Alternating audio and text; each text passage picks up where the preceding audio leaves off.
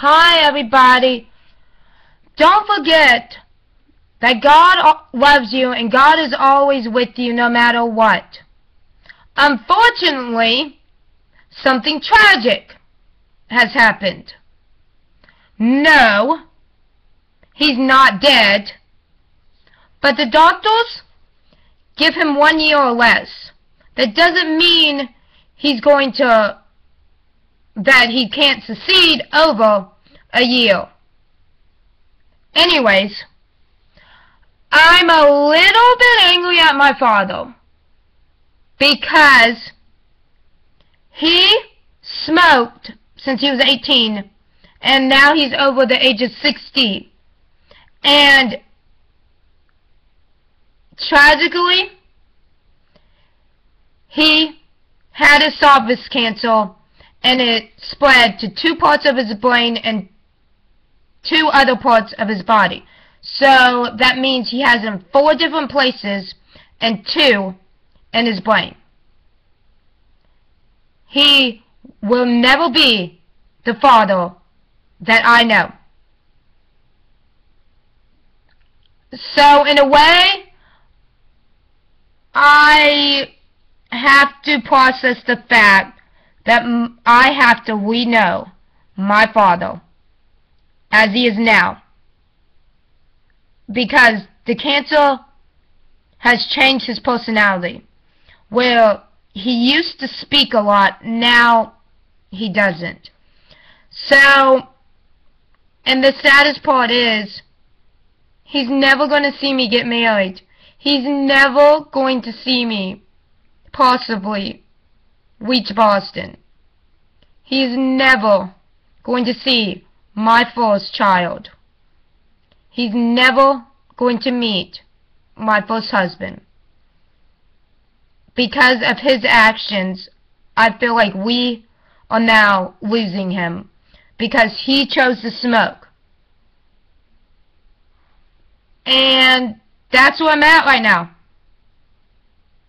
What you do as an addiction affects people when you get sick.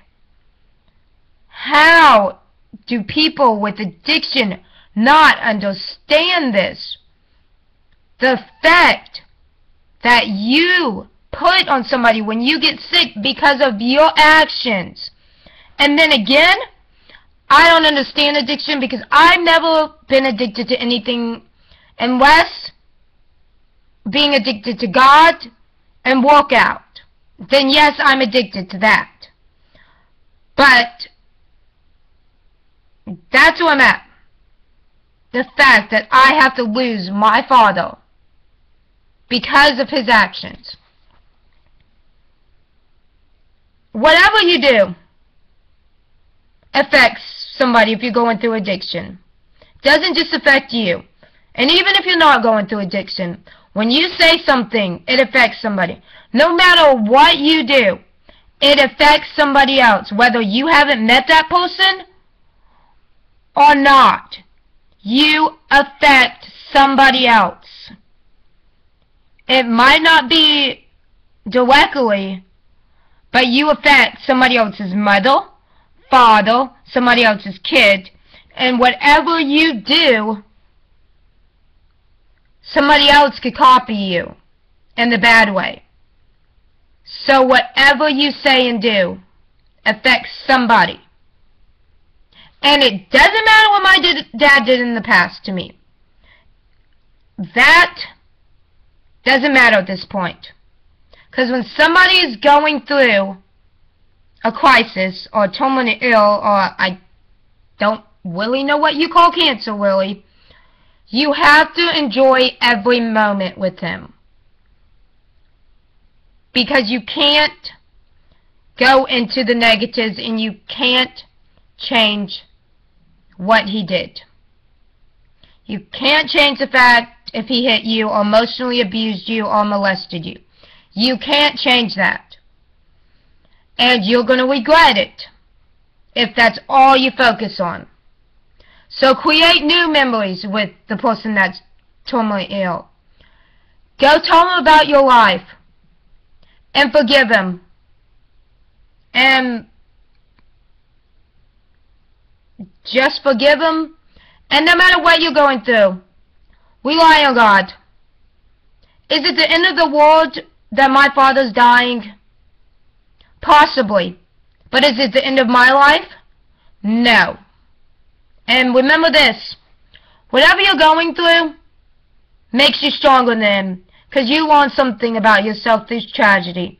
You learn how strong you can be. And you learn what you're made of. And you learn who your true friends are through it all. And you learn how strong your faith is. But I want people to pray and just know that things get better. It just takes time. And just know God has a plan. God loves you.